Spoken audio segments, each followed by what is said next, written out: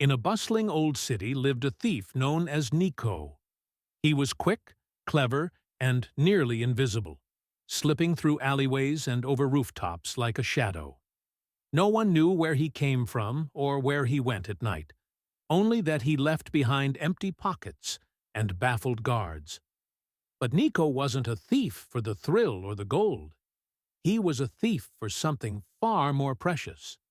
Rumor had it that Niko stole only from the rich, those who kept their treasures locked away behind iron doors and armed guards. And though he took jewels, coins, and silks, he was known to leave small trinkets in their place: a single feather, a button, or sometimes a small delicate note with a single word. Remember. The city's elite grew paranoid, fearful of this strange thief with his odd habits. They hired guards, set traps, even consulted fortune-tellers to try and discover who Niko was. But he was always one step ahead, like a ghost slipping through their fingers. One evening, Niko crept into the mansion of Lady Isolde, one of the wealthiest women in the city. Her home was filled with rare artifacts, shimmering crystals, and golden statues. But none of these were what he came for. Niko was looking for something else entirely: a memory. You see, Niko had a strange and secret talent.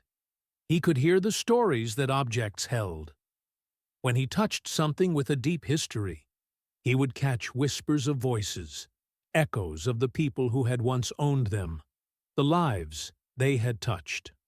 Over time, he'd come to understand that many of the city's wealthy residents had acquired treasures by taking them from others, collecting pieces of history like trophies.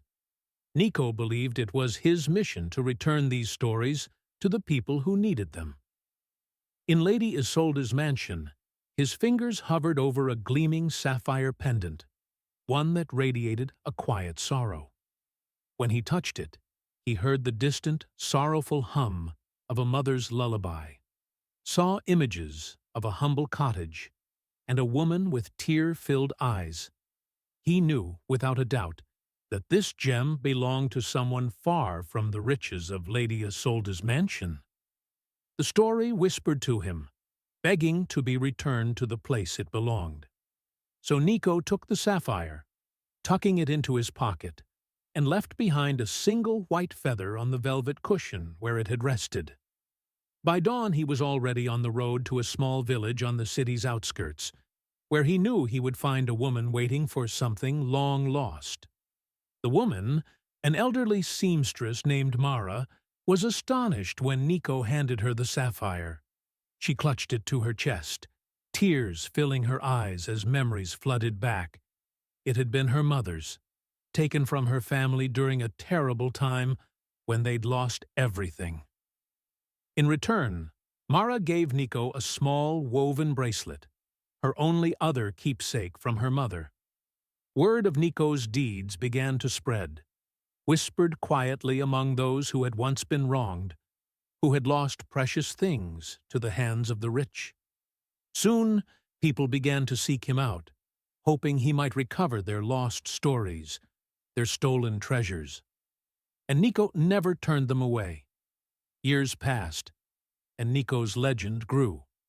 The city's wealthy still feared him, and their guards doubled as they told tales of the shadowy thief who could slip through walls and vanish into the night. But for those who knew him, Niko was something more than a thief. He was a guardian of memories, a protector of the forgotten, and a giver of justice in a world that had long since lost its balance. Eventually, Niko grew older, and one winter night he vanished entirely. Some said he'd finally been caught. Others claimed he'd simply moved on to a new city. But there were those who believed he'd become part of the very city itself. A ghost who watched over the lost, the wronged, and the forgotten. And to this day, every so often, someone in that old city will find a trinket in their pocket. A feather, a button, a scrap of paper with the word "Remember." and they will know that somewhere, somehow, the thief named Niko is still out there, weaving his way through the night, carrying stories home.